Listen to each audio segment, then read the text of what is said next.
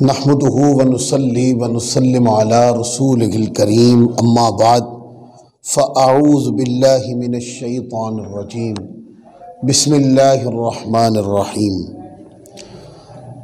या साहिबल जमाल व या सय्यिदल बशर मिन वजहिकल मुनीर लक़द नुव्विरल क़मर ला युमकिनुस सनाउ कमा कान हक़्क़ुहु बादस खुदा बुजुर्ग तुई किस्सा मुख्तसर व अहसनु मिन कलम तरक़त आईनी व अजमल मिन कलम तलिदिन निसा खुलिक़त मुबर्रअन मिन कुल्लि ऐब कअन्नका क़द खुलिक़त कमा तशाउ बलगल उला बिकमालिही कशफ़द दुजा बिजमालिही हसनत जमीअ खिसालिही सल्लु अलैहि व आलिही। दुरूद और सलाम पढ़िए। अल्लाहुम्मा सल्लि व सल्लिम व बारिक अला सय्यिदिना व मौलाना मुहम्मद व बारिक व सल्लिम व सल्लु अलैहि। अल्लाह रब्बुल इज़्ज़त का शुक्र है जिसकी तौफ़ीक ने आज इस मजलिस में हाज़िर होने की तौफ़ीक दी। इस तौफ़ीक पर, इस सआदत पर, इस खुशबख्ती पर हम अल्लाह का शुक्र अदा करते हैं और अल्लाह रब्बुल इज़्ज़त की बारगाह में ये दुआ अर्ज़ करते हैं, मौला हमें इस तौफ़ीक पर साबित कदमी अता फरमा और हमारी ज़िंदगी को अपनी रज़ा के लिए कबूल फरमा, अपनी इबादत के लिए कबूल फरमा, अपनी फरमा बरदारी के लिए कबूल फरमा। कुरान मजीद की एक आयत करीमा है जिससे आज की गुफ्तगू को हम शुरू कर रहे हैं। अल्लाह रब्बुल इज़्ज़त ने इरशाद फरमाया, ये सूरतुल अहज़ाब है। फरमाया कि या अय्युहल्लज़ीना आमनुज़्कुरुल्लाह ज़िक्रन कसीरा वसब्बिहूहु बुक्रतन व असीला। अल्लाह रब्बुल इज़्ज़त ने इरशाद फरमाया कि ए ईमान वालो। अब चूँकि अल्लाह तबारक व तआला अज़्ज़ व जल की इबादत का हुक्म दिया जा रहा है तो इसमें अल्लाह रब्बुल इज़्ज़त ने अपने बंदों को या अय्युहल्लज़ीना आमनू कहकर अल्लाह रब्बुल इज़्ज़त ने अपने बंदों को मुखातब फरमाया और फरमाया कि ए ईमान वालो, अल्लाह को बहुत ज़्यादा याद किया करो। यानी अल्लाह का ज़िक्र करो, अल्लाह को याद करो, फिर ज़िक्रन कसीरा कि अल्लाह को बहुत ज़्यादा याद किया करो। और साथ फरमाया वसब्बिहूहु बुक्रतन व असीला। फरमाया कि उसकी पाकी यानी और सुबह शाम उसकी पाकी बयान करो, उसकी इबादत करो। अल्लाह तबारक व तआला की शान वहदहू ला शरीक को ईमान का हिस्सा बनाने के बाद उसके नगमात भी अलापो, कभी कुरान की सूरत में, कभी अल्लाह रब्बुल इज़्ज़त के ज़िक्र की सूरत में और कभी अल्लाह तबारक व तआला अज़्ज़ व जल के फरमा बरदारी इबादात बजा लाने की सूरत में अल्लाह रब्बुल इज़्ज़त को याद किया करो। फिर आगे फरमाया हुवल्लज़ी युसल्ली अलैकुम व मलाइकतुहु लियुखरिजकुम मिनज़्ज़ुलुमाति इलन्नूर व कान बिलमुमिनीना रहीमा। अब ये नतीजा आ रहा है कि जो लोग अल्लाह ताला अज़्ज़ व जल का ज़िक्र करते हैं और कसरत के साथ ज़िक्र करते हैं और फिर सुबह शाम अल्लाह ताला की पाकी बोलते हैं, यानी दिन की इब्तदा से लेकर दिन की इंतहा तक वो मुख्तलिफ सूरतों में अल्लाह तबारक व तआला की याद में मसरूफ़ रहते हैं।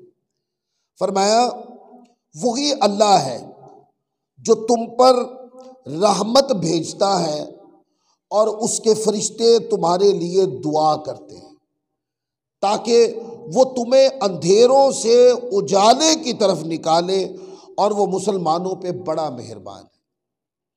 तो पिछली आयत में तरगीब ज़िक्रुल्लाह है अगली आयत करीमा के अंदर उस जिक्र का अजर है।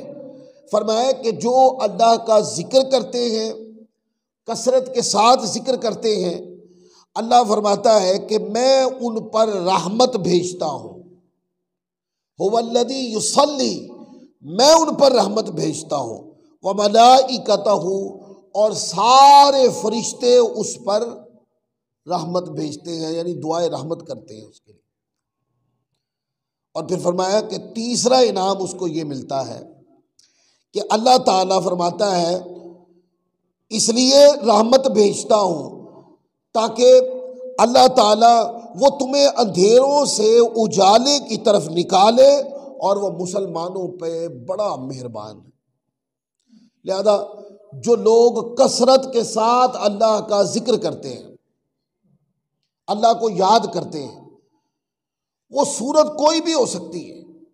कोई तस्बीह के अंदर तस्बीह हाथ में पकड़ कर अल्लाह अल्लाह पुकारता रहता है, ये भी जिक्र है। कोई अल्लाह ताला का कोई सिफाती नाम लेता है, या रहमानु या करीमु, इस तरह, या अजीजु या गफ्फारू, कोई भी सिफाती नाम लेकर अल्लाह को याद करता है। और कोई ज्यादा सजदे करके अल्लाह को याद करता, कोई लंबे क़याम करके अल्लाह को याद करता, कोई अल्लाह तबारक व तआला अज़्ज़ व जल को कुरान पाक की तिलावत की सूरत में याद करता। सूरत कोई भी है, फरमाया ए मोमिनो, ए ईमान वालो, कसरत के साथ रब को याद किया करो, क्योंकि इसका फ़ायदा ये है कि अल्लाह ताला उस बंदे पे रहमत नाजिल फरमाता है, और खुद रहमत नाजिल फरमाता है, फिर फरिश्तों से भी फरमाता है इस मेरे बंदे के लिए दुआए रहमत करो।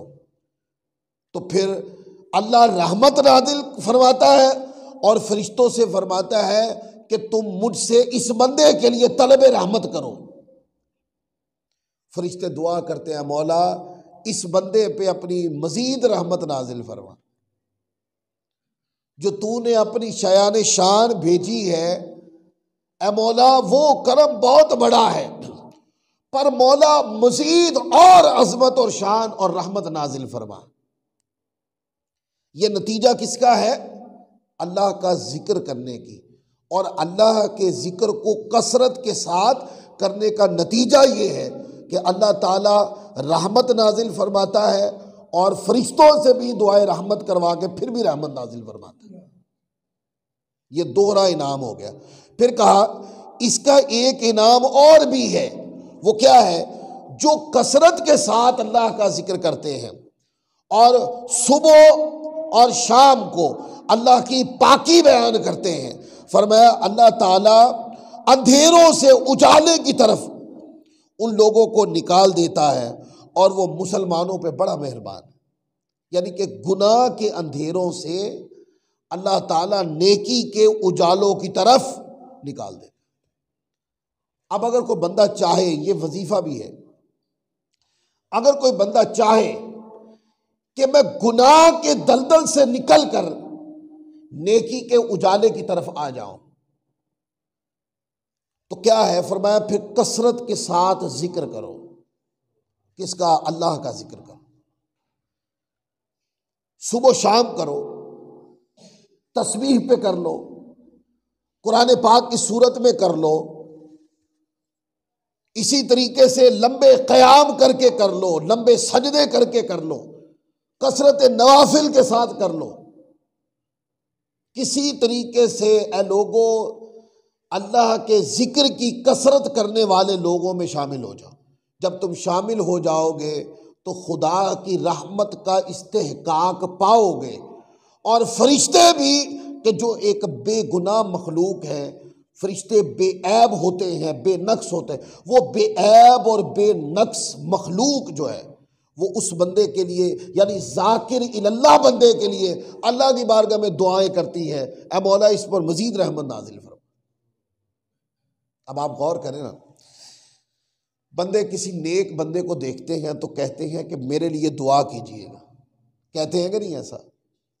मेरे लिए दुआ कीजिएगा, आप नेक आदमी मेरे लिए दुआ कीजिएगा। आप बहुत कुरान की तिलावत करते, आप मेरे लिए दुआ कीजिए, आप बुजुर्ग नमाजी हैं, आप ज़्यादा नमाज पढ़ते हैं अक्सर मस्जिद में, मेरे लिए दुआ कीजिएगा, कहते हैं कि नहीं? अच्छा, उनको क्यों दुआ के लिए कहते हैं? कि वो हमसे ज़्यादा इबादत गुजार है, वो ज़्यादा तकवा वाला है, वो ज़्यादा परहेज़गारी वाला है, वो ज़्यादा अल्लाह का जिक्र करने वाला है? तो वो तो बंदा है, अगरचे जितना मर्जी जाकिर हो, बंदा है ना, गुनाह तो हो जाता है बंदे से, और वो जिक्र की कसरत करता है, अल्लाह ने उसको तौफीक दी, तो हमारे लिए वो बंदा दुआ करवाने का मुस्तहिक हो गया कि यार इससे दुआ करवाओ। और अगर बंदा खुद जाकिर हो जाए, बोलिए, अगर बंदा खुद जाकिर हो जाए तो उसको दुआ के लिए कहना भी नहीं पड़ता, अल्लाह फरिश्तों की ड्यूटी लगा देता है, फरिश्तों इस बंदे के लिए मुझसे दुआ रहमत करो, और फरिश्ते दुआ, यानी फरिश्तों का दुरूद पढ़ना, हुवल्लज़ी युसल्ली अलैकुम व मलाइकतहू, फरिश्तों का जो दुरूद पढ़ना है, यानी वो तलब रहमत करना है, अल्लाह की बारगाह में दुआ करना, मौला इस बंदे के ऊपर और रहमत नाजिल फरमा, और अल्लाह रहमत नाजिल फरमाता है। अच्छा, जब बंदा जिक्र करता है तो अल्लाह ताला अज़्ज़ व जल खुद भी रहमत नाजिल फरमाता है, फिर फरिश्तों को कहते हैं इसके लिए दुआ करो ताकि और रहमत नाजिल फरमाओ। ये इनाम है किसका? जाकिर इल्लाह का, जिसको अल्लाह ने जिक्र की कसरत अता की, दुनिया के हजारों बेड़े पार हो जाते हैं। बंदा हाथ में तस्वीर ले और 1 मिनट के लिए अपने अंदर से शर्म निकाल दे, शर्म निकाल दे अपने अंदर से, और तस्वीर हाथ में ले ले और कहे कि यार मैं काम पर ही जा रहा हूं ना, तो जितने कदम उठाऊंगा हर कदम के साथ अल्लाह का नाम लूंगा, कदम कदम पे अल्लाह रब्बुल इज्जत का जिक्र करूंगा, यानी हर एक कदम उठाऊंगा तस्वीर के एक दाने के ऊपर एक बार अल्लाह का नाम ले लूंगा, या कुरान की एक आयत पढ़ूंगा, या फिर अल्लाह ताला के सिफाती अस्मा में से कोई एक इसम जिक्र करूंगा। तो मुझे बताएं, 1000 कदम भी अगर बंदे ने उठाए तो 1000 कदम पे 1000 बार अल्लाह का जिक्र हुआ कि नहीं है? तो 1000 बार जाते हो गया, 1000 बार आते हो गया। तो बताओ मुझे, जो बंदा अल्लाह का जिक्र करते हुए कारोबार की तरफ जा रहा है, वो मुनाफे से रहेगा कैसे? उसको मुनाफा मिल के रहेगा। वो अगर जिक्र करके हुआ अपने रोजी के धंधे पे जा रहा है तो खाली नहीं आएगा, वो उसको झोलियां भर के मिलेगी, उसको जिल्लत और रुसवाई भी नहीं होगी। फिर देखें, नमाज का वक्त हुआ, ये मैं आपको कसरत जिक्र करने की एक नुस्खा दे रहा हूं, आसान नुस्खा कि जिसके ऊपर कोई मेहनत भी नहीं करनी पड़ेगी और आप कसरत से जिक्र करने वालों में शामिल हो जाए। अच्छा, फिर आप कहीं भी ड्यूटी कर रहे हैं, आदतन 5 वक्त की नमाज पढ़ने की आदत बना लें। जब अजान हो नमाज पढ़नी है, तो उसका तरीका क्या? जब भी नमाज पढ़ने जाएं तो अपना ज़हन बना लें, यार जितने भी कदम मस्जिद की तरफ उठेंगे हर कदम पर अल्लाह का नाम लूंगा, जब तक ज़रूरी ना हो जाए दुनियावी बात नहीं करूंगा, जब ज़रूरी समझूंगा तो दुनिया की बात उतनी करूंगा जितनी मेरी ज़रूरत से मुताल्लिक़ है। जितने भी कदम मस्जिद की तरफ उठेंगे अल्लाह का जिक्र करूंगा, जाके सुन्नतें पढ़ के नमाज के इंतज़ार में बैठूंगा तो अल्लाह का जिक्र करूंगा, और फिर उसके बाद मैं क़याम के लिए इमाम के पीछे खड़ा हो जाऊंगा तो मैं खुद ब खुद अल्लाह के जिक्र में शामिल हो जाऊं, और फिर बकिया नमाज पढ़ूंगा। बकिया नमाज पढ़ने के बाद अगर वक्त हुआ तो मस्जिद में बैठ के जिक्र करूंगा, और अगर वक्त ना हुआ तो अपने कारोबार की तरफ जाते हुए जितने कदम उठेंगे अल्लाह का जिक्र करूंगा। बताएंगे कोई मुश्किल काम? सिर्फ ज़हन बनाने की बात। अगर ज़हन बन जाए तो कारोबार की तरफ जाते हुए भी खैर मिलेगी, कारोबार से वापस आते हुए भी खैर मिलेगी। जब आप कारोबार की तरफ जाएंगे तो रोजी का दरवाज़ा खुल जाएगा, बरकत होगी उसमें, और जब आप कारोबार से वापस आएंगे तो अल्लाह के जिक्र की बदौलत आपके माल की हिफाजत होगी। अल्लाह के जिक्र की बदौलत माल की हिफाजत होगी। कितने लोग ऐसे हैं जिनका माल लुट जाता है, उस माल के अंदर कोई कमी होती है, उस माल में किसी गलत नौइयत की आमेजिश होती है, या बंदे के अपने अंदर कोई बदकारी होती है, कोई नाफरमानी होती, जो अल्लाह की वो मुसलसल कर रहा होता है। उसका नतीजा क्या होता है? उसका नतीजा ये होता है कि अल्लाह की मुसलसल नाफरमानी की सूरत में अल्लाह ताला अपनी नेमत जो है ना उससे छीन लेता कि ये नेमत बंदे तुझे दी थी कि ताकि तू ज्यादा शुक्र अदा करे, ये तो नेमत तुझे दी थी ताकि तू ज्यादा जिक्र करे, ये तो नेमत इसलिए दी थी ताकि तू ज्यादा इबादत करे, तेरे रिस्क को वुसअत तो इसलिए दी थी ताकि तू अच्छा खाए और ज्यादा इबादत करे।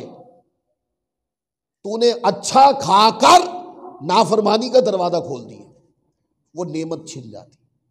तो अल्लाह का जो जिक्र करते हैं, अल्लाह ताला की बारगाह से उनको इनाम, कुरान पाक ने मुतलकन हुक्म दिया कि अल्लाह ताला अज़्ज़ व जल का कसरत के साथ जिक्र करो।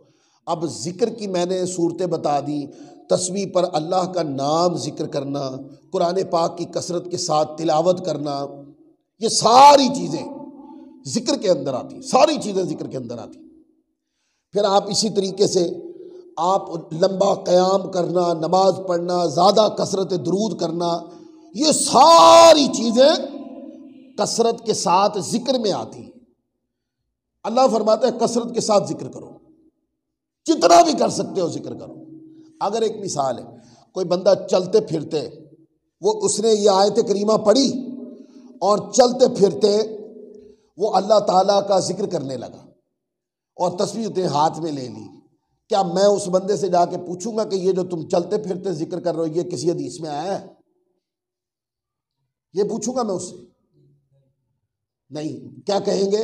हदीस में आया हो या ना आया हो, इसने कुरान पाक की आयत पढ़कर जो समझा गया ये सही है। ये ले अब एक बंदा रात को लेट गया चारपाई के ऊपर और उसका ज़हन ये है कि यार जब मैं सोऊंगा ना, जब मुझे नींद आएगी, उससे एक सेकंड पहले तक भी मेरी जुबान से अल्लाह का जिक्र रुकना नहीं चाहिए। ये उसने जाना है और वो अल्लाह के जिक्र में मगमूम हो गया, मदहोश हो गया वो, और करता रहा अल्लाह का जिक्र। क्या हम जाके उससे ये पूछेंगे कि ये जो लेट के जिक्र करना किसी हदीस में आया? और अगर किसी हदीस में नहीं आया तो हम उस पर फतवाबाजी कर देंगे कि जब ये आया नहीं तुम क्यों कर रहे हो ये जिक्र? नहीं, उसकी तहसीन करेंगे। चले एक मिसाल है, एक बंदे ने अपनी आदत बना ली कि हफ्ते की 2 या 3 रातें उसने अपने तौर पे मुख्तस कर ली कि ये 3 रातें हैं, ये 3 रातें मेरे पास दिन में, चूंकि कुछ मेरे पास रियायत है कारोबारी, तो ये 3 रातें जो है ना, जुमा हफ्ता इतवार या जुमेरात जुमा हफ्ता, ये 3 रातें मैं मस्जिद के अंदर सारी सारी रात अल्लाह की इबादत करूं। और वो करता रहा। किसी बंदे को पता चला कि यार ये ना जुमेरात जुमा और हफ्ता ये सारी रात अल्लाह की बारगाह में जिक्र करता रहता है, या ये अल्लाह ताला की बार क़याम करता रहता है, तिलावत कुरान करता रहता है, या तस्बीह व तहलील करता रहता है, सारी रात इसमें गुजार देता है। और जुमेरात जुमा हफ्ता उसने फिक्स कर रखे दिन है। क्या उसकी इस बात पे उसकी तहसीन और अच्छाई बयान की जाएगी कि आप अल्लाह का जिक्र करते हैं, या वहाबियाना चूरन बेचते हुए ये कहा जाएगा कि ये हदीस में लिखा गई? बोलिए, ये हदीस में आया गई कि साहबी ने जुमेरात जुमा और हफ्ता को पूरी पूरी रात इबादत आया किसी हदीस में? इस तरह की डांट पिला देंगे उसको? नहीं, उसकी तहसीन करेंगे कि क्यों कि उसका ये अमल या अय्युहल्लज़ीना आमनू उज़्कुरुल्लाह ज़िक्रन कसीरा के तात आता है। जब कहा कि जिक्र करो कसरत के साथ, कितना करें? जितना भी करो कम है। मौला कब करे? फरमाया कि जब जब दिल करे, जब जब करो। और अगर शैतान दिल को फेरे तो शैतान को पलट कर और ज्यादा करो। सुबह याद करो, कभी शाम को याद करो, कभी चलते फिरते रब को याद करो, कभी सजदों में याद करो, कभी क़याम में याद करो, कभी तस्बीह और तहलील में रब को याद करो, कभी सूरत तिलावत कुरान में रब को याद करो। बस अल्लाह की याद में फना रहो। और वो इस आयत को पढ़कर अमल कर रहा था तो उससे अलग से दलीलें नहीं पूछी जाएगी, उसकी तहसीन की जाएगी कि अल्लाह ने आपको ये बहुत बड़ी नेमत दी है, बल्कि उस तरह की नेमत तक पहुंचने के लिए उसकी ताबेदारी की जाएगी, उसकी संगत इख्तियार की जाएगी, उस नेक और अच्छे आदमी की सोबत इख्तियार की जाएगी ताकि हमें भी वो नेमत और दौलत मिल जाए। इस तरीके से आप सारी रातों में अल्लाह की इबादत कर सकते हैं। अभी आप देखें ना, अभी रात आ रही है, 2-4 दिन गुजरेंगे, 3-4 दिन के बाद तो आप देखते हैं कि ये मंगल की रात गालिबन बनेगी, तो शब बरात की रात आ रही है। तो इसमें हमारे मुसलमान लोग वो कसरत के साथ अल्लाह की इबादत करते हैं, कसरत के साथ अल्लाह को याद करते हैं। सारी रात गुजर जाती है, कभी वो महफिल जिक्र मुस्तफ़ा में शामिल होते हैं, कभी वो महफिल तिलावत कुरान में शामिल होते हैं, कभी वो नवाफिल की सूरत में अल्लाह ताला को याद कर रहे होते हैं, कभी वो सलातुत तस्बीह की सूरत में अल्लाह को याद कर रहे होते हैं, कभी वो दुआ के हल्के में बैठकर अल्लाह को याद कर रहे होते हैं। तो सारी रात मुसलमान अल्लाह को याद करते रहते। सुबह उठते हैं तो कुछ लोग पूछते हैं, एक रात का जिक्र किसी हदीस की किताब जाया ही नहीं। तो आपने लॉजिक समझनी है कि जो बंदे इतराज करते हैं उनका मौरिद नजर क्या है। तहसीन कर रहे इस बात की कि तुम सारी रात अल्लाह की याद में रहे हो, उस बंदे की सोबत इख्तियार करनी चाहिए या उसके इस अमल के ऊपर अपने बेमाना, जाहिलाना, गैर इल्मी सवाल खड़े कर देने चाहिए। तो लोग करते हैं, लोग इस तरह के सवाल उठाते हैं लोग, लेकिन हमारे पास आपने देखा, हमारे पास हर चीज के, हम कोई बात भी कभी भी बगैर दलील के करने की आदत ही नहीं रखते। इसलिए मैंने कहा था कि इस सवाल का जो जवाब है वो तकरीर के आखिर में देंगे कि हमारे लोगों से पूछा जाता है, छोटी उम्र में थे तो मस्जिदों में आना जाना, ये रातें मेराज नबी की रात आना, मस्जिद में जाना, सारी रात जिक्र होते रहना है। बड़े भी हमारे बैठे रहते, हम भी बैठे रहना, उन्होंने सिखाया। कभी नहीं सुना कि इस रात का जिक्र कुरान में नहीं है, इस रात का जिक्र हदीस में नहीं है।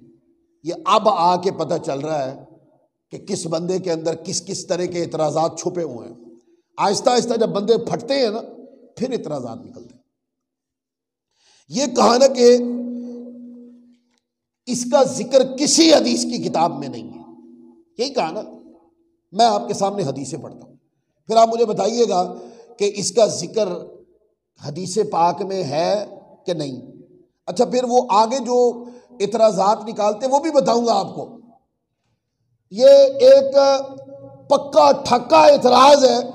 सुन्नी कोई भी हदीस पढ़ेंगे ना और मोतरिस के पास उसका जवाब नहीं होगा, वो कहेगा ये हदीस ज़ईफ है। अगर उसको बिठा के पूछा जाए, इधर बैठो, ये बताओ कि ज़ईफ किसको कहते हैं, किस तरह हदीस ज़ईफ होती है, तुमने ये हदीस पढ़ी है, ये कौन सी किताब में आई है, लाओ इधर आओ, ये किताब पढ़ो, ये पढ़ के सुनाओ। तुमको बिस्मिल्लाह और तावुज़ और तस्मिया सही आती नहीं। इतराज़ करने वाले बंदे की बंदा नमाज सुने तो उसके अंदर दर्जनों गलतियाँ निकलें। ऐसा बंदा हमारे लोगों को ये कहते हैं कि जनाब ये तो हदीस ज़ईफ है। अच्छा, वो क्यों कहते हैं? वो मौलाना ने कहा, जो मौलाना गरम गरम तकरीर कर गए ना वहाँ, उन्होंने कहा ये हदीस ज़ईफ है, साथ जोर भी लगा दिया। अब हमारे यहाँ तो इल्म सीखने का जरिया ये है कि लोग कहते हैं कि जो मुल्ला ज्यादा जोर से बात करेगा वो सही बात करेगा। अच्छा, जो फिर बाकी आहिस्ता बात करते हैं वो सारे लोग गलत है। घरों में क्या सारी बातें जोर से ही होती है? मोहल्ले में सारी बातें जोर से ही होती है? कोई भी नहीं, सारी बातें ही सही होती। अच्छे लोगों में बैठे, उनकी सोबत में बैठे, वो नॉर्मली बात करते हैं, उनकी बातें ठीक ही होती है। लेकिन ये अपने अंदर से ये चीज़ निकालनी होगी। किसी की धाड़ को हक्कानियत की दलील मत समझे। सामने वाले ने अगर किसी बात को ज़ईफ कहा है तो उसको ये दिखाना भी होगा कि ये हदीस ज़ईफ है। लाओ दिखाओ। अगर आप दिखा नहीं सकते तो आप खाना खा के सिर्फ बढ़ के ईमान जानते, ये एनर्जी अपने अंदर इसलिए जमा करते रहते।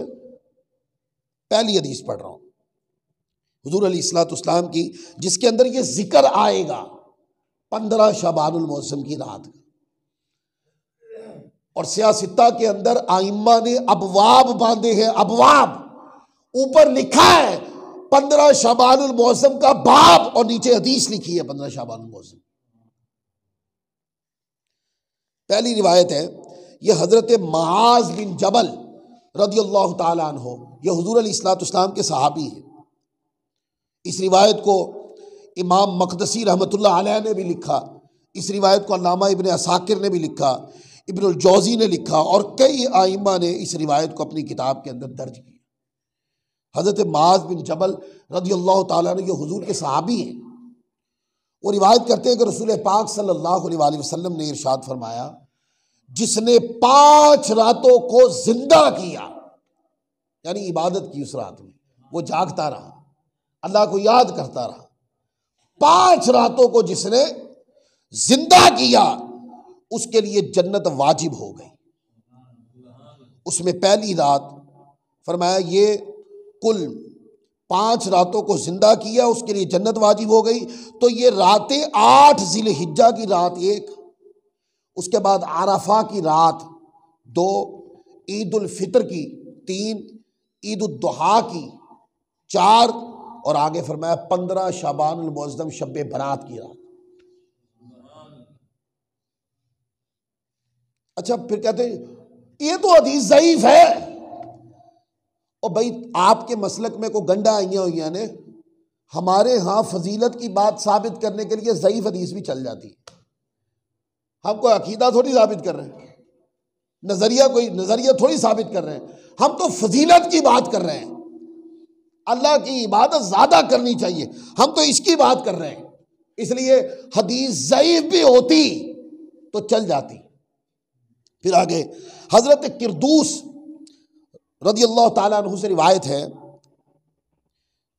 कहते हैं कि रसूलुल्लाह सल्लल्लाहु अलैहि वसल्लम ने फरमाया कि जिसने ईद की रात और 15 शबानुल मौसम की रात को जिंदा किया। अब ईद की रात से मुराद उलमा ने दोनों ईदों की रात लिया, ईद कुर्बान की रात और ईद उल फितर की रात भी, वो रात भी, और साथ क्या फरमाया 15 शबानुल मौसम की रात। फरमाया कि जो इन 2 रातों को जिंदा करे, यानी ईद की रात और शब्बे बरात 15 शबानुल मौसम की रात को जिंदा करे, उसका दिल उस दिन भी न मरेगा जिस दिन सब के दिल मुर्दा हो जाएंगे। माशर के दिन, उस दिन भी उसका दिल जिंदा रहेगा।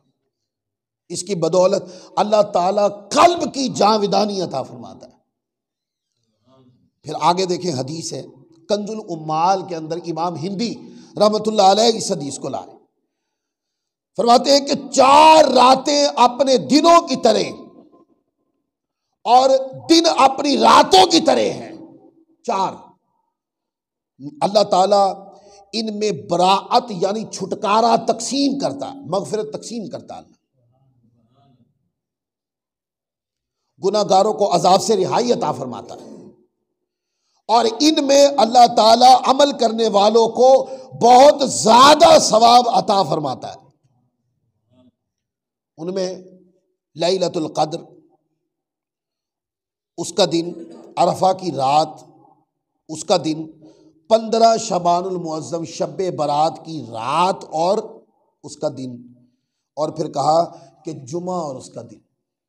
ये 4 रातें कि जो बंदा इनको जिंदा का, ये वो रातें और दिन है जिसमें अल्लाह मगफिरत को तकसीम फरमाता है। अब कोई पूछे शब्बे बरात मस्जिदों में क्या करते हो तुम? उन्हें कहा जी हमारे लिए मगफिरत तकसीम हो रही होती है, वही हासिल कर रहे होते हैं। और तुमसे तौफीक अल्लाह ताला ने छीन ली है, हमें तौफीक दे दी है कि सारी रात बैठकर रब को याद करते हैं। फिर आगे रिवायत नंबर 4, इसको भी कंजुल उम्माल के अंदर इमाम हिंदी रहमतुल्लाह अलैह ने रिवायत किया। सैयदा आयशा सिद्दीक़ा रज़ियल्लाहु ताला अन्हा से रिवायत है कि नबी पाक सल्लल्लाहु अलैहि वसल्लम ने फरमाया, अल्लाह ताला 4 रातों में अपनी रहमत आम बांटता है। 4 रातों, ये लफ्ज़ है हदीस की। ईद उल फितर, ईद कुर्बान की रातों, 15 शाबानुल मौसम की रात को, इसमें अमवात और रोज़ी का फैसला होता है और हाजियों के नाम लिखे जाते हैं, और अराफा की रात में सुबह की अजान तक अल्लाह ताला की बारगाह से रहमत और खैर तकसीम होती रहती। हदीस नंबर 5, इमाम दैलमी ने मुस्नदुल फिरदौस में इस रिवायत को लिखा, इब्ने असाकिर ने लिखा, इमाम मनावी रहमतुल्लाह अलैह ने लिखा। हज़रत अबू उमामा रज़ियल्लाहु ताला अन्हु से रिवायत है कि रसूल पाक सल्लल्लाहु अलैहि वसल्लम ने फरमाया कि 5 रातें ऐसी हैं कि इनमें दुआ रद्द नहीं होती। हर रिवायत में एक नया जुमला दे रहा हूं, हर रिवायत, ताकि कोई ये ना कहे कि एक ही रिवायत 10 किताबों से पढ़ दी है। नहीं, हर रिवायत में एक नया जुमला दे रहा हूं आप कि शब बरात की रात वो है जिसमें दुआ रद्द नहीं होती। बस ये है कि दुआ मांगने वाला दुआ की नीयत से बैठा हो और दुआ ही मांग रहा हो। ऐसा ना हो कि लोगों को अज़ियतें दे के, पटाखे बजा के, तकलीफ दे के, अब उसको याद आया कि चलो मस्जिद में चलते हैं, खाना खूना भी होगा, कुछ इबादत भी कर लेंगे। ये नाफरमानी जिम्मे का लेकर और जिम्मेदारी से नाफरमानी करके, ये वो लोग इसमें शामिल नहीं है। हाँ, वो लोग जो अल्लाह की इबादत की नीयत से मस्जिद में आए, जिन्होंने गुस्ल किया, नए कपड़े पहने, खुशबू लगाई और अपने घर से इस नीयत के साथ सुए मस्जिद रवाना हो गए कि अल्लाह ताला की सारी रात इबादत करेंगे और सुबह उठेंगे तो अल्लाह की याद में रोजा रखेंगे। इससे मुराद वो लोग। तो फरमाया कि 5 रातें ऐसी हैं जिसमें दुआ रद्द नहीं होती। जुमा की रात, रजब की पहली रात, शाबान की 15वीं रात और ईद उल फितर और ईद कुर्बान की रात। आप देखें, रमजान चला जाता है, ईद आती है, रात आती है ना, उस रात को कोई इबादत करता है यार? है? वो रात भी इबादत की रात है। मजदूरी तो कर ली और जब मांगने की रात आई तो गुनाह शुरू कर दिए। सारा रमजान रोजे रखे और आगे ईद आनी है, वो मोमिनों को अल्लाह ताला का तोहफा है, पर मोमिनों ने अल्लाह की बारगाह से तलब नहीं किया। तलब करना चाहिए था, वो अता करने की रात है, अता करने की। फिर इसी तरह ये रिवायत नंबर 6 है, हजरत अब्दुल्ला बिन उमर रज़ियल्लाहु ताला अन्हु की रिवायत। ये मुसन्नफ अब्दुल रज़्ज़ाक हदीस की बहुत बड़ी किताब, उसके अंदर है ये रिवायत। इमाम बैहक़ी ने इसको शोबुल ईमान में लिखा और कई जगह। हजरत अब्दुल्ला बिन उमर रिवायत करते हैं, ये हजरत फ़ारूक आदम के साहबजादे हैं, वो रिवायत करते हैं, आपने फरमाया 5 रातें ऐसी हैं कि जिनमें दुआ रद्द नहीं होती। ये हजरत आयशा सिद्दीक़ा से भी दिखा दी यही रिवायत, हजरत अब्दुल्ला बिन उमर से भी यही रिवायत दिखा दी, 2 जगह से। ये कितनी रिवायतें, 4, 5, 6, 8, 5-8 रिवायतें पढ़ दी हैं। और मैंने चूंकि वक्त की किल्लत को सामने रखते हुए इन रिवायात पर इख्तिसार किया है, वगरना वक्त होता तो मैं सियासता से किताबें निकाल के तर्जुमतुल बाब आइम्मा की हेडिंग भी दिखाता आपको कि अगर इस रात का इस्लाम में कहीं जिक्र ही नहीं है तो आइम्मा ने अपनी किताबों में रफ लिखा है। बोलिए, उन्होंने हेडिंग दी है और नीचे लिखा, ऊपर हेडिंग दी है कि निस्फे शाबान की, 15 शाबानुल मौसम की रात, शब्बे बरात की रात, 15 शाबानुल मौसम की रात, हेडिंग लगा के नीचे हदीसें बयान हुई है। ये है हदीस की किताबों। अच्छा ये बताएं, एक ज़हन में सवाल होता है कि यार शब्बे बरात चलो हदीसों में थे, क्या ये तारीख में होती हुई आई है? आइम्मा ने क्या इस पर कोई किताबें लिखी हैं? आइम्मा ने इस पर किताबें भी लिखी हैं। जब हम ये बयान अपलोड करेंगे तो वो किताबें सारी स्क्रीन पे दिखा देंगे। वक्त की किल्लत के पेश नज़र सिर्फ ये बताना चाहता हूँ कि आइम्मा किराम ने हर दौर में शब बरात पे कलाम किया है। हर दौर में आइम्मा ने किताब में इसका जिक्र किया। मतलब ये मेरे सामने ये इमाम फाकी रहमतुल्लाह अलैह, इनको इमाम मक्का भी कहते हैं। वो अहले मक्का का अमल अपनी किताब में लिखते हैं कि जब शब बरात की रात आती तो मक्का के लोग क्या करते थे। अब इससे बड़ी क्या मिसाल दूं आपको। सेने मक्का में क्या होता था, काबा के इर्द गिर्द क्या होता था। तो इमाम फाकी रहमतुल्लाह अलैह अखबार मक्का के उनकी किताब है, और मक्का की तारीख में सबसे जानदार किताब इमाम फाकी की, उसी से पढ़ रहा हूं। वो कहते हैं कि ये जो रात थी ना, जो मर्द हजरात थे, चूंकि सेने काबा में मर्द और औरतें सभी शामिल होते हैं सेने काबा के अंदर, तो कहते हैं मर्दों और औरतों की अक्सरियत मस्जिदुल हराम में आती। बस वो नमाज पढ़ते और तवाफ काबा करते और अपनी रात को जिंदा करते। सुबह तक तिलावत कुरान के साथ मस्जिद हरम गूंजती रहती। और कहते कुछ कुर्रा जो कारी हजरात है, कुरान के हाफिज होते हैं, कहा कि वो सारी रात बैठते, कितना कुरान पढ़ते, रात को शुरू करते, और हत्ता के वो मक्का मुकम्मल कुरान मजीद ख़त्म करते और वो नमाज पढ़ते। और इस रात में 100 रकत तक भी लोग नफिल पढ़ते थे। जो सेने काबा में बैठकर नमाज ईशा के बाद से लेकर फजर की नमाज तक जो कारी कुरान सारा कुरान पढ़ते थे, क्या उनसे पूछा जाएगा कि ये किसी साहबी ने किया है? ये दलील पूछी जाएगी क्या उससे? नहीं, दलील नहीं पूछी। उसके काम की तहसीन की जाएगी कि चूंकि ये काम शरीयत में है, अलग से कि जो जिस वक्त में इसने बैठ के किया उसकी दलील होना जरूरी नहीं है। बस ये है कि जो काम किया वो शरीयत मुस्तफ़ा के अंदर है। तो देख लें, ये पहले का आइम्मा ने लिखा। फिर इसी तरह ये अश-शेख नजमुद्दीन उमर बिन मोहम्मद बिन अहमद अन-नसफी रहमतुल्लाह अलैह, ये अकीदे के इमाम है और तसव्वुफ के भी इमाम है। वो कहते हैं ईद की रात, और साथ कहते हैं निस्फ़े शाबानुल मुअज़्ज़म की रात। ये इमाम नसफी रहमतुल्लाह अलैह फरमाते हैं ये दो रातें, शब बरात की रात और ईद की रात, कहते हैं कि मसाइब को दूर करने वाली दोनों रातें हैं। जिसने इसको जिंदा किया उसका दिल उस दिन भी नहीं मरेगा जिस दिन दिल मुर्दा हो जाएंगे। अब ये पहले हदीस से भी दिखाया था। अल्लामा इब्ने अल-हाज मालिकी रहमतुल्लाह अलैह ये 737 हिजरी में फौत हुए हैं। 737 हिजरी में। वो कहते हैं कि इसमें कोई शक नहीं कि ये रात बड़ी मुबारक और अल्लाह के यहाँ बड़ी कदर वाली है। अल्लाह ताला ने कुरान मजीद में फरमाया फीहा युफ्रकु कुल्लु अम्रिन हकीम। बस इस आयत में इस रात का जिक्र है। ये अगरचा लैलतुल कद्र तो नहीं, लेकिन फिर भी इसकी बड़ी फजीलत आई है। ये कब की बात है? ये 737 हिजरी में ये बातें हो रही थी और किताबों में आइम्मा लिख रहे थे। अब ये बहुत बड़ा, मैं इल्म का नाम लेने लगा हूँ।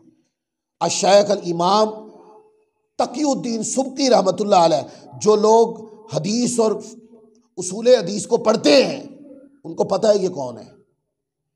वो लिखते हैं, कहते हैं निस्फ़े शबानुल मुअज़्ज़म की रात, यानी कि जब शबानुल मुअज़्ज़म आधा हो जाता है ना, तो उस वक्त एक रात आती है जिसको आप और मैं शब बरात कहते हैं। किताबों में आता है निस्फ़े शाबानुल मुअज़्ज़म की रात, यानी शब बरात। वो कहते हैं शब बरात की रात की इबादत साल भर के गुनाहों को, और जुमा की रात की इबादत हफ्ता भर के गुनाहों को, और लैलतुल कद्र की इबादत पूरी उम्र के गुनाहों को मिटा देती। ये इमाम तकीउद्दीन सुब्की रहमतुल्लाह अलैह। फिर अल्लामा इब्ने रजब हम्बली रहमतुल्लाह अलैह वो इस रात के बारे में कहते हैं कि अहले शाम में अब पहले मक्का की बात भी की, दीगर अब शाम की बात कर रहे हैं, क्योंकि ये इमाम शाम के हैं, शाम में सुकूनत पजीर रहे। अहले शाम में ताबईन किराम जैसे के इमाम खालिद बिन मैदान, इमाम मकहूल, इमाम लुकमान बिन आमिर वगैरह 15 शबानुल मौसम की रात की ताज़ीम करते थे और इबादत करते थे। वो कहते हैं, मैं आपको खबर देता हूँ, 15 शबानुल मौसम शब्बे बारात की रात आती थी, तो वो कहते हैं मैंने कई ताबईन को देखा है, वो इस रात की बड़ी कदर और ताज़ीम करते थे और इसमें इबादत करते थे। फिर इसी तरह कई आइम्मा ने और लिखा। अल्लामा इब्ने आबिदीन शामी रहमतुल्लाह अलैह, जिनके फतावा शामी सारे ही पढ़ते हैं, गैर मुकल्लिदीन को तर्क कर दे, बाकी सारे ही पढ़ते हैं। कोई आलिम हनफिया के अंदर ऐसा नहीं कि जो अल्लामा इब्ने आबिदीन शामी को ना मानते, सबकी लाइब्रेरियों में पढ़े होते हैं ये फतावा शामी। वो इस बारे में लिखते हैं, इस रात के बारे में। वो कहते हैं 15 शबानुल मौसम की रात की नमाज का जिक्र, वो कहते हैं मुहद्दिस गाफिकी ने लुम्हातुल अनवार में और दीगर फिर पूरा लिखते हैं कि इस रात की जो इबादत है, वो कहते हैं ये आइम्मा से नकल की गई है, इब्ने आबिदीन शामी। फिर मुहद्दिस हाफिज इब्ने असाकिर, हाफिज इब्ने असाकिर जो हैं, इनकी तारीख़ मदीना, तारीख़ दिमश्क जिसको बोलते हैं, एक तबा से वो 120 जिल्दों की किताब है, और जब उसको मुख्तसर करके छापा है तो 80 जिल्दों की किताब। अल्लामा इब्ने असाकिर रहमतुल्लाह अलैह वो इस बारे में कहते हैं, वो कहते हैं कि ये जो रात है, वो कहते हैं कि मेरे वालिद बाजमात नमाज पर हमेशगी करते और तिलावत कुरान करते, हर जुमा को कुरान मजीद मुकम्मल करते, रमज़ान के हर दिन एक रात कुरान पढ़ते और मीनार शर्किया में इतिकाफ़ करते। आप बहुत ज़्यादा नवाफिल और अज़कार पढ़ते थे और निस्फ़े शबानुल मुअज़्ज़म, शब्बे बारात की रात की भी इसी तरीके से इबादत के अंदर बसर करने की आदत रखते थे। ये अल्लामा इब्ने असाकिर के बेटे अपने बाप के बारे में ये बात रिवायत कर रहे हैं, जिनकी किताबें उलमा पढ़ते हैं।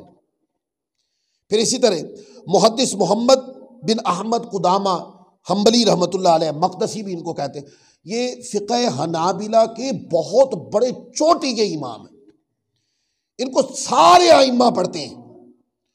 वो भी शब्बे बरात की तहसीन करते हैं। वो कहते हैं आप निस्फ़े शाबान की रात लोगों के साथ 100 रकत तक नफिल मस्जिद में पढ़ते। फिर इमाम जाफिर बिन अब्दुल्ला खुजाई की तहकीक भी यही है। वो कहते हैं ये 611 हिजरी में इस इमाम का विसाल हुआ है, जिसका नाम लिया इमाम जाफिर बिन अब्दुल्ला खुजाई रहमतुल्लाह अलैह। वो कहते हैं कि शाबान की 15वीं रात आप सारी रात इबादत में बसर करते थे। इब्ने जुबैर वो भी यही कहते हैं कि वो 15 शबानुल मुअज़्ज़म की रात सीने काबा में जहाँ तवाफ़ में मसरूफ़ रहते, सारी रात इबादत में मसरूफ़ रहते। फिर मुहद्दिस इब्राहीम बिन साद इब्ने जमा, जिनका लक़ब आता है किताबों में, ये 675 हिजरी के इमाम है, फौत हुए 675 में। वो लिखते हैं, वो कहते हैं कि साल में 3 रातों, नंबर 1 मिलादुन नबी की रात, नंबर 2 मेराजुन नबी की रात, नंबर 3 शौबानुल मौसम की 15वीं को इज्तिमा करते, जिसमें लोगों की कसीर तादाद हाजिर होती थी, जिनमें उलमा आइम्मे हदीस सब शामिल होते थे। अल्लामा इब्ने जमा ये इस तरह होता था। फिर इमाम अब्दुल हमीद हम्बली, उनकी तहकीक भी यही है कि शबानुल मुअज़्ज़म 15 शबानुल मुअज़्ज़म की रात यानी शब्बे बरात की रात को आइम्मा इबादत करते थे। और एक पढ़ते होते उर्दू में इब्ने बतूता है, आप उसमें भी पढ़ लें, उसके अंदर भी ये है कि लोग इकट्ठे होते और 100 रकत तक लोग नवाफिल पढ़ते। 100 रकत नवाफिल का माना समझते हैं आप? 20 रकत तरावी पढ़नी हो तो 2 घंटे लगते।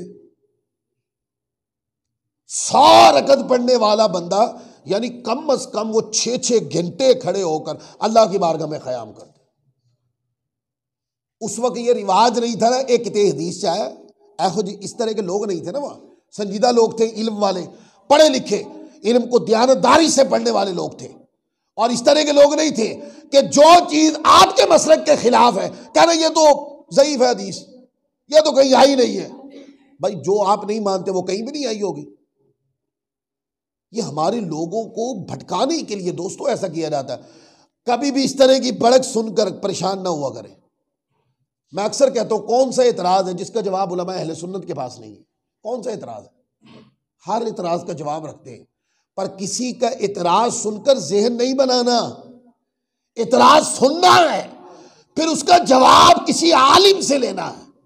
जब आपके सामने उस एतराज के तनाजुर के अंदर जब आपके आलिम कलाम करेंगे तो आपको वो एतराज नहीं लगेगा।